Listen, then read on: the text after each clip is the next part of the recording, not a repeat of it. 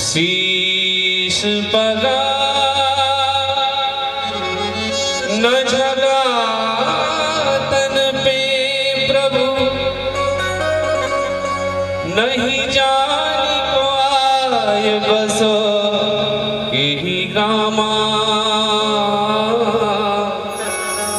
धोती फटी सी लटी दुपटी और पालव की नहीं सामा। द्वार खड़ो द्विज दुर्बले, रहो चकिसो वसुधा विरामा।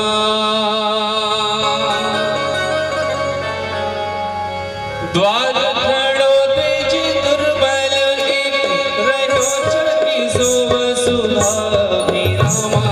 पूछत दयाल को धाम, बतावत आपनो नाम सुनामा।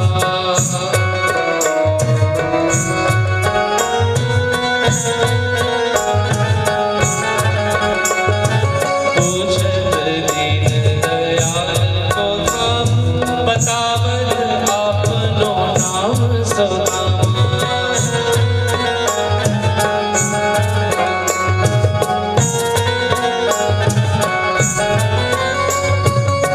द्वारकाधीश से द्वारपाल कहता है, प्रभु न तो उसके सर में पगड़ी है, न पैरों में पादत्राण है, पहली गुचैली एक धोती पहन रखा है।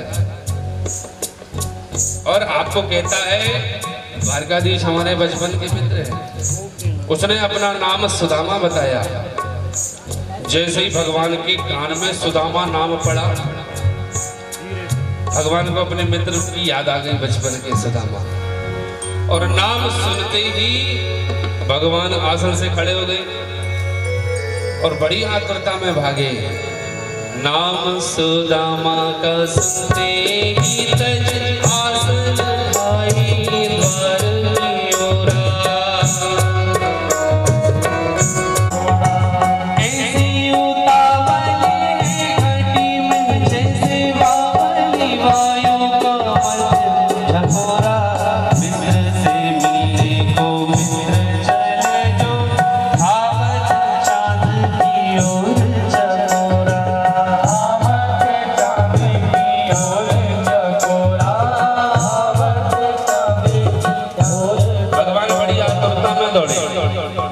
अपने मित्र सुदामा से मिलने के लिए भगवान को न देह की सुध न गेह की सुध, दुपट्टा कहाँ गिर गया, पादत्राण पहनी है कि नहीं।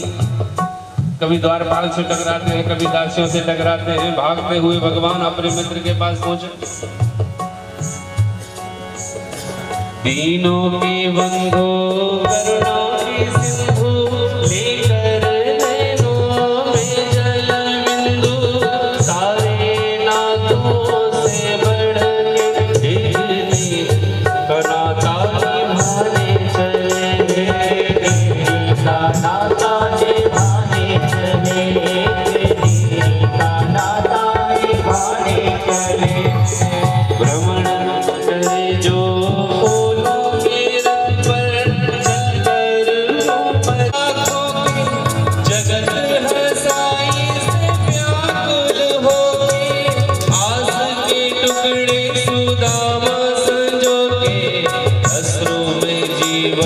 बहाने चले हैं, जीवन बहाने चले हैं, असरों में जीवन बहाने चले हैं।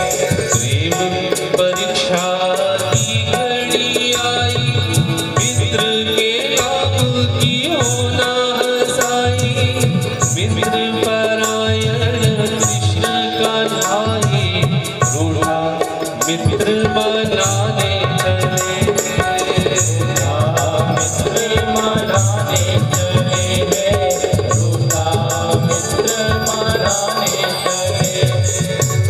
भगवान बड़ी आतुरता से दौड़े। दूर से ही आवाज लगाई सुदामा, और सुदामा के कान में जैसे ही आवाज पड़ी, सुदामा जो है पीछे मुड़ गए।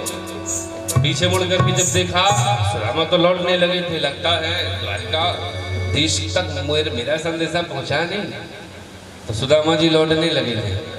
पर जैसे ही पीछे से द्वारिकाधीश ने आवाज लगाई, सुदामा ने मुड़ के देखा, भगवान बाह फैलाए दौड़े आ रहे हैं।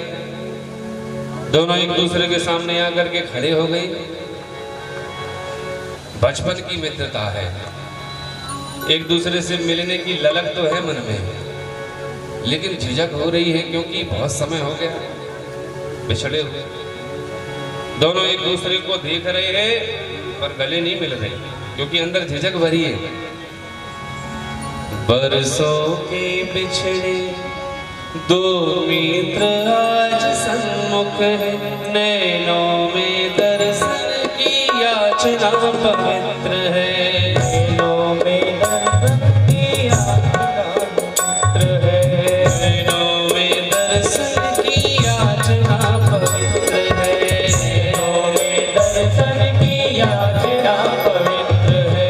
मिलने की ललक भी है, मिलने में झिझक भी है, बालपन के साथियों की दशा कुछ विचित्र है। बालपन के साथियों की दशा कुछ विचित्र है। बालपन के साथियों की दशा कुछ विचित्र है। दोनों के नैनों में आंसू की मोती है, मोतियों में बालपन की मित्रता का चित्र है। छोटा बड़ा ऊंची राजा रंग कोई नहीं, प्रेम की धरा पे मित्र केवल एक मित्र है। धरा पे मित्र केवल एक मित्र है। प्रेम की धरा पे मित्र केवल एक मित्र है। भाव भरी इस भेंट को देख रहा संसार, देखने वाले कर रहे कृष्ण की जय जयकार, प्रेम जगत में सार। भगवान ने सुदामा जी को हृदय से लगाया और अपने साथ सुदामा जी को अपने भवन में लेकर के आए। जिस पलंग पर भगवान के सिवा कोई नहीं बैठता था, उस पलंग पर भगवान ने सुदामा जी को बिठाया। स्वयं चरणों के पास बैठे रुक्मणी जी से कहा, देवी लोटा में जल और थाली लेकर के आओ, चरण धुलने हैं ब्राह्मण के। रुक्मणी जी विचार करती है, पहली बार प्रभु ने मुझे आज्ञा दी, नहीं तो दासियों को आज्ञा देते थे, मतलब कोई दिव्य विभूति आई है। तो रुक्मणी जी दौड़ करके गई, लोटा में जल लेकर के आई, थाली लेकर के आई, भगवान को पकड़ा दिया। स्वयं बाएं अंग में खड़े होकर के जल डालने के लिए रुक्मणी जी बाएं अंग में खड़ी हुई और दाहिने अंग में बैठ करके भगवान सुदामा जी के चरण धुलने के लिए बैठे। जब चरण धुलने के लिए चरणों को पकड़ा सुदामा जी की, तो चरणों की दुर्दशा देख करके सुदामा जी की उस दुर्दशा को देख करके भगवान के नेत्रों से आंसू आ गए। भगवान करुणा सागर है और सुदामा की दुर्दशा रूपी चट्टान भगवान के करुणा सागर में जब गिरी तो ऐसी हिलोर उठी कि भगवान के नेत्रों से झरझर आंसू गिरने लगे। भगवान कहते हैं, मित्र इतने दिनों से तुम कष्ट सह रहे हो, ये दरिद्रता भरा जीवन जी रहे हो, तुम्हें मेरी याद नहीं आई? काहे बिहार विवायन सो पग कंटक जाल गड़े पग जोए, हाय सखा दुख पायो वहाँ तुम आए, इते न किते दिन खोए। देखी सुदामा की दीन दशा, करुणा करके करुणा निधि रोए।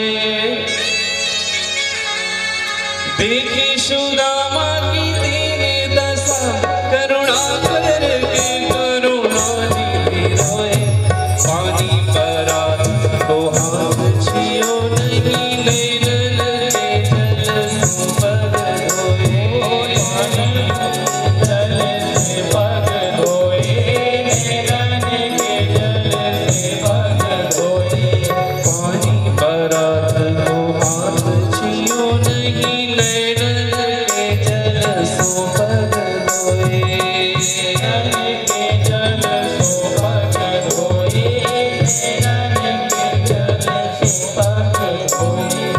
भगवान ने सुदामा जी के चरण धोए, रुक्मणी जी ने जल डाला, धोए चरण सहित अनुरागे। भगवान ने बड़े अनुराग से सुदामा जी के चरण धोया। चरण धुलते समय अगर अनुराग है तो चरण धुलना चाहिए, और अनुराग नहीं है तो फॉर्मेलिटी अदा करने से कुछ होने वाला नहीं है, क्योंकि शालिग्राम शिला तो ये विप्रपादोदके तथा करोति यह वेद बुद्धिम ब्रह्म हत्याम लभेत दशा। देवी भागवत में ये चर्चा है।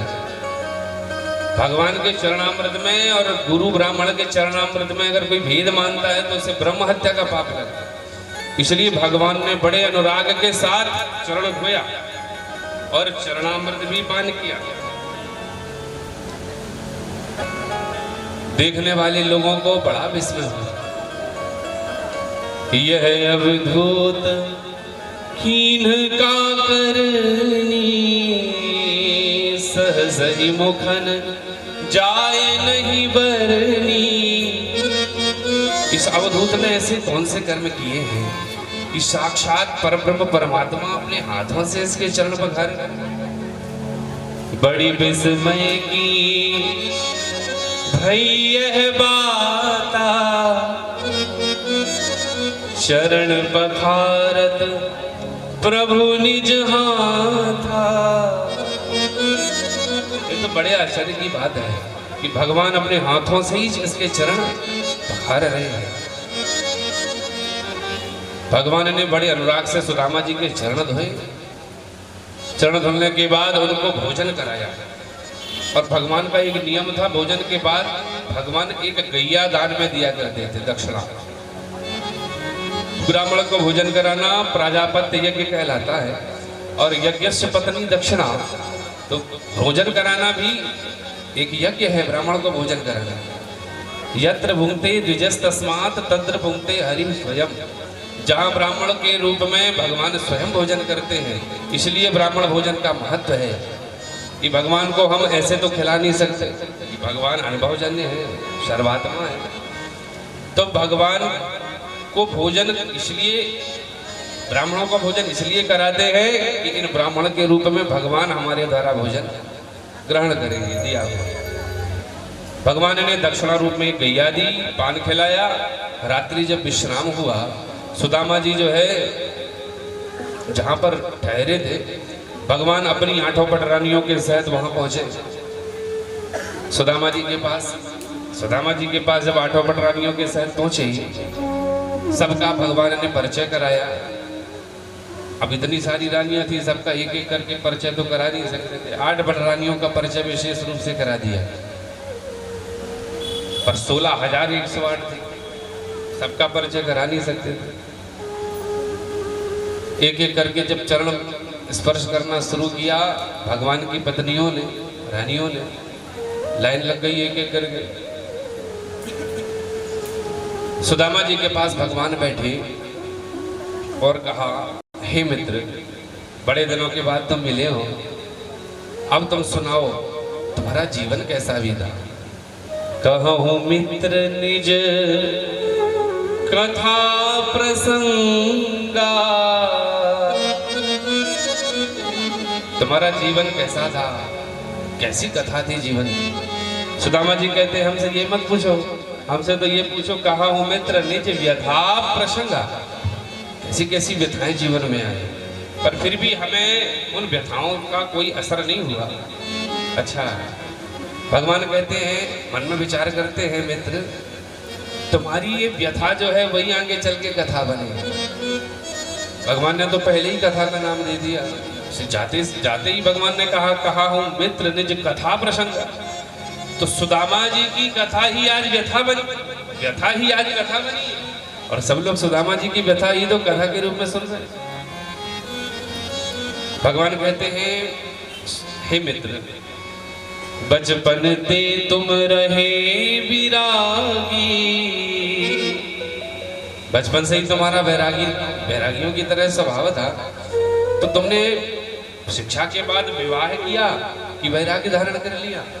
सुदामा जी ने कहा, हमने तो वेदों का अनुशासन का पालन किया।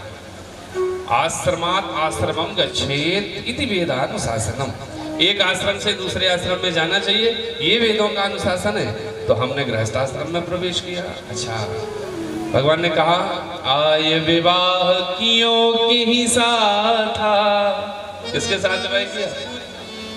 सुदामा जी ने कहा, पंडिताइन से किया, ब्राह्मणी से। भगवान कहते, वो तो हम भी जानते हैं कि पंडित हो तो पंडिताइन से ही करोगे, हमारा मतलब तो ये है कि कहा भामिनी हमारा बड़ी ना था, हमारी भाभी कहाँ है? सुदामा जी बोले, आपकी भाभी की इच्छा थी, पीछे पड़ी थी, जाहू ना थी तो बोल पा जाओ। अच्छा, मतलब भाभी की इच्छा से आए हो हमारे पास, आपकी इच्छा नहीं थी? सुदामा जी बोले, हम तो दूर से ही आपका दर्शन करते थे, पर भाभी ने जोर दिया तुम्हारी, इसलिए हमको यहाँ आना पड़ा। मित्र की सरलता को देख करके भगवान बड़े प्रसन्न हैं। भगवान कहते हैं, अच्छा, हमारी भाभी ने हमारे लिए भेंट जरूर भेजी होगी। भेंट की बारी आई तो सुदामा जी को बड़ा संकोच हुआ, ये तुच्छ चावल की भेंट इतने बड़े द्वारिकाधीश के सामने कैसे प्रदान करूं? भगवान जो है समझ गए कि मित्र को संकोच हो रहा है, तो भगवान ने खुद ही पुटकिया खींच ली। चावल की पुटकी झट खींच के, एक मुट्ठी झट से मुख डारी। भगवान ने चावल की पुटकिया खींची और एक मुट्ठी चावल उठाया। भाव में भगवान इतने विभोर हो गए कि ये भी ध्यान नहीं दिया कि चावल पका के खाने वाली चीज है, कच्चे ही खा लिया। एक मुट्ठी चावल भगवान ने उठाया और मुख में भर लिया। एकैव मुष्टिम जगराह्य द्वितीयम जगमुआदधे, दूसरी मुट्ठी जैसे ही भरी हाथ में, खा नहीं पाएगी। तावस्त्री जगरी है करम, लक्ष्मी जी ने अर्थात रुक्मणी जी ने तुरंत हाथ पकड़ लिया और रुक्मणी जी कहती हैं, हे नाथ,